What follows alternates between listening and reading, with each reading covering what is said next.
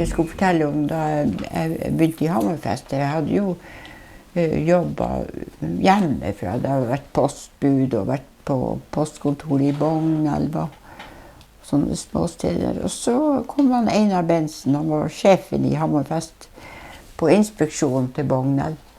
Og så var jeg tilfeldigvis der, for det var akkurat i den åndetida. Konrad hadde jo så stort fjøs, og han hadde mye arbeid på jorda. Han hadde aldri tid å være på postkontoret.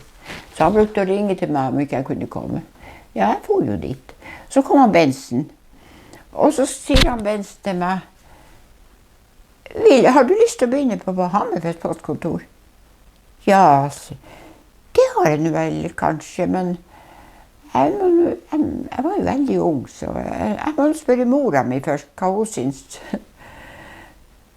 Ja da, jeg kom hjem og sier at han Bensen ville at jeg skulle begynne med Hammerfest postkontor nå. Hva du tror om det? Bare begynn, sier mamma.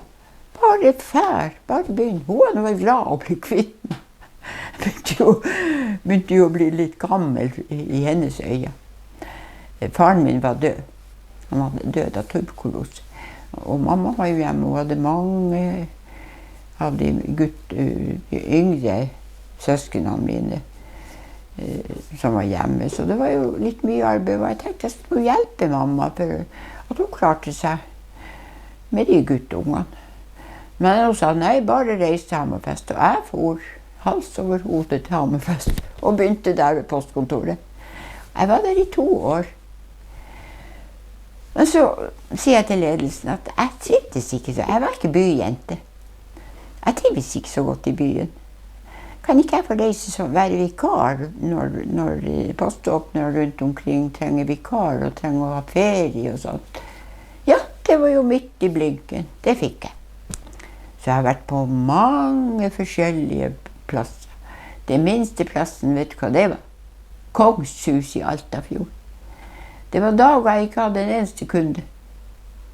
Og så var det jo sånn når jeg fikk den samme lønna som det lille postkontoret hadde, eller det store postkontoret hadde, fikk jeg den samme lønna som styreren der hadde. Og hun, stakkars gamle dama, hun var blitt syk, så skulle hun opereres, og derfor trengte hun en vikar. Og jeg kom jo dit da og var vikar. Hun hadde 2 voksne sønner som bodde sammen med henne. Og det var mange skumle episoder med de der 2 voksne sønnene. Noen slåss de med kniver. Så jeg var jo litt redd når jeg bodde der. Hvor det var? Det var på Kongshus i Altafjord. Ok. Ja. Og når jeg var ferdig der på Kongshus, og hun kom hjem og var frisk og hadde blitt operert, så måtte jeg ringe til mamma for å få reisepenger hjem, for jeg hadde fått så litt dårlig lønn og jeg hadde ikke reisepenger hjem. Tenk det. Sånn var den tida. Men jeg har vært på Karasjok, Kvalsund, Øksfjord, ja, og Elvebakken. Det var på Elvebakken jeg var i 1961. Var jeg vikar for han Mjøen, som var poståpner. Det het jo poståpner i den tida. Ja. Og jeg var vikar for han og skulle være der i 3 uker. Og en søndag så ringer en kjenning og spør om ikke jeg vil være med han og plukke moltebær. For mora hans hadde bedt han om å fære, han var fra Kvænangen, fære mot Kautokeino og plukke moltebær. Ja, det var jo søndag, så man hadde jo fri da. Ja, jeg er hjemme med. Og vi kjørte nå mot Kautokeino. Det var dårlige veier på den tida. Grusveier. Ja. Og vi kjørte oppover og plukket noe litt moltebær også. Det kan jeg ikke huske så veldig godt. Men sikkert plukket vi litt moltebær også. Vi var ikke helt fri når vi kom hjem. Men vi kjørte nå helt, vi kom opp til Bingis, eller Byggelobal. Så sier han sjåføren min at det var dårlige veier, jeg tror vi må snu her. Han kjørte ut på en sånn utkjørsel. Ja, vi kjørte ut der. Jeg hadde veldig lyst til å fære til Kautokeino, for jeg hadde lyst til å se hvordan Kautokeino var.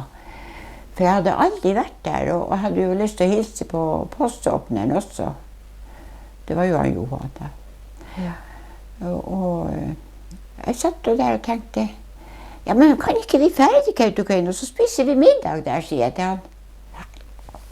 Ja, karen begynte å bli sulten, så det synes han var en god idé. Ja, kanskje vi kjører likevel. Og vi startet på Kautokeino.